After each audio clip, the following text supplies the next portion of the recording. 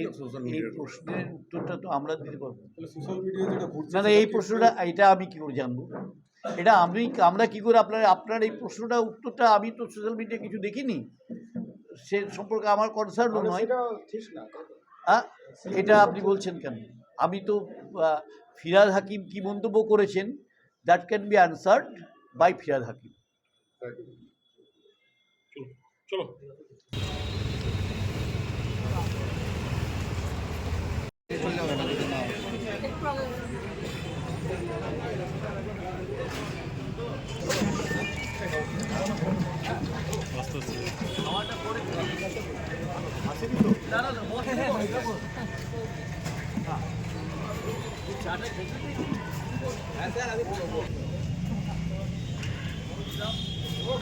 আপনার নাম কি? নতুন কোর কমিটি আলোচনা হবে। নতুন বিষয় নিয়ে নতুন বিষয় বলবো না আমরা, কারণ যে বিষয় চলছে সেই বিষয় নিয়ে আলোচনা হচ্ছে। সামনে লোকসভার নির্বাচন, সেই লোকসভা নির্বাচনে আমাদের দায়ী দায়িত্ব, কর্তব্য এবং এই সংগঠনকে আরও কি করে মজবুত করে আগামী দিনে আরও আমাদের ব্যবধান বাড়ানো যায়, সেই বিষয়টাই আলোচনা হয়েছে। মমতা বন্দ্যোপাধ্যায়ের নির্দেশ, মাননীয় সভানেত্রী তিনি আমাদের যে নির্দেশ দিয়েছেন সেই নির্দেশ মতোই কোর কমিটি বসছে। এটা কোর কমিটির দ্বিতীয় বৈঠক। প্রথম বৈঠকটি আমাদের কলকাতায় সেই দিনই, অর্থাৎ 23 তারিখ যেদিন কোর কমিটি গঠন হয়, সেই দিনই চন্দ্রনাথ সিনহার বাসভবনে সেই সভাটা হয়েছে। এবং আজকে এবং 5 জন আমাদের যারা কোর কমিটির সদস্য আছেন, আমি আছি, চন্দ্রনাথ,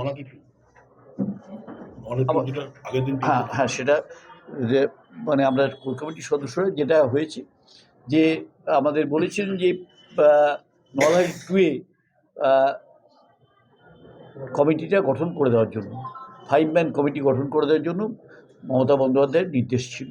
এবং সেই নির্দেশ অনুযায়ী আমরা ওই চন্দ্রনাথ সিনহার বাসভবনে বসেই ঠিক করেছিলাম কোর কমিটি যে তাতে রেজাউল,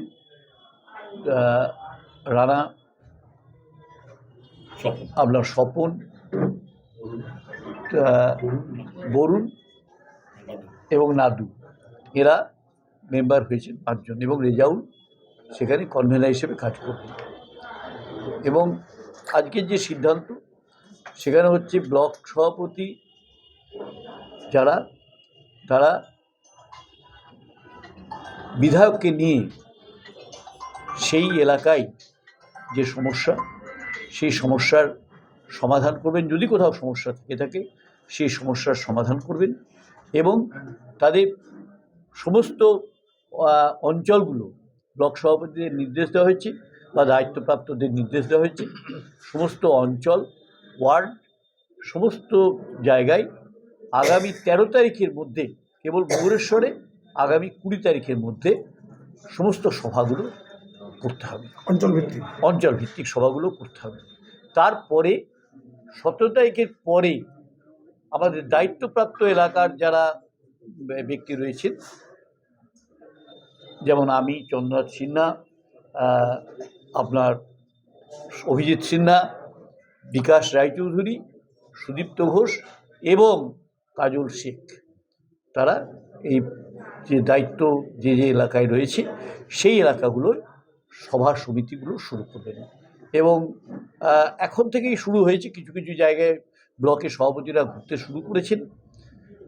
আগামী দিন ঠিক 13 তারিখ ডেটটা দেওয়া হয়েছে এবং মুরেশ্বরের ক্ষেত্রে 20 তারিখ, সেই ডেটের মধ্যে সব সভাগুলো হয়ে যাওয়ার পর 17 তারিখ থেকে সেই সভা, এর মধ্যে আমরা বিধানসভা চলবে 5 থেকে 17, তার মধ্যে আমরা কোর কমিটি ওখানে 2বার ওখানে বসবো, কলকাতায় সেখানে বসবো। মমতা বন্দ্যোপাধ্যায়ের নির্দেশ অনুযায়ী আমরা বসবো, মাধ্যমিক বিধি মেনে, এবং মাধ্যমিক বিধি মেনে সভাগুলো হবে।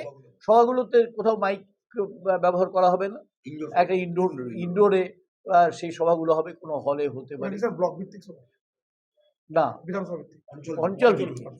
অঞ্চল ভিত্তিক সভা। এটা অলরেডি শুরু হয়েছে। আর বিভিন্ন জন যারা জয়েন করবার জন্য আবেদন জানিয়েছেন, তাদের সেই আবেদনগুলো গ্রহণ করে পাঠিয়ে দেওয়া হচ্ছে এবং অ্যাকশনটা এখান থেকে নেওয়া হবে। স্যার 42টা লোকসভা আসন বেরিয়ে হবে, কতগুলি আসন?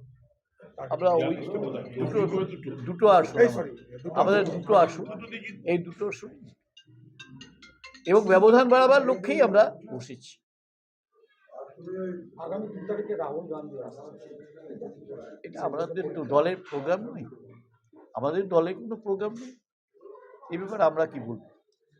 জেলা জুড়ে ওই কোর কমিটির ছবি দিয়ে গেট তৈরি করা হয়েছে, জেলা জুড়ে চলছে 5 জন কোর কমিটি হ্যাঁ, তো এটা কি মানে বেষ্ট ঘনিষ্ঠ মানে অতি শক্তি?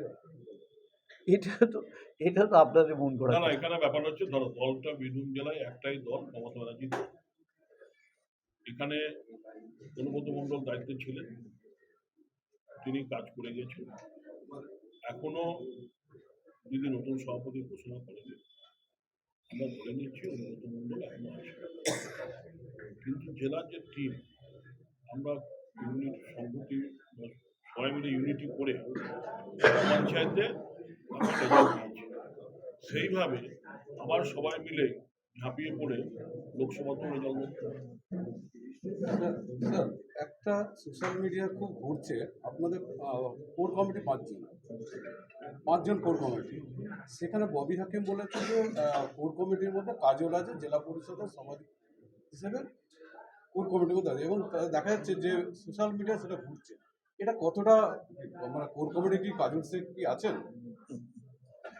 একটা বিষয় হচ্ছে যে মমতা বন্দ্যোপাধ্যায় মিটিংয়ে যে কমিটি বলে দিয়েছেন সেটাও যেমন আছে, তেমনি যখন প্রয়োজন হবে, যেখানে প্রয়োজন, যেমন ধরুন আপনাদের বলি যে আমাদের যেমন রামপুরহাট সাব ডিভিশনের আজকে সভাপতিদের নিয়ে মিটিং হয়েছে, এমএলএদের নিয়ে মিটিং হয়েছে, তেমনি করেই সিউড়িতে মিটিং হচ্ছে, সিউড়িতেও মিটিং হচ্ছে এবং সিউড়িতেও মিটিং হবে, তেমনি বোলপুরেও মিটিং হবে।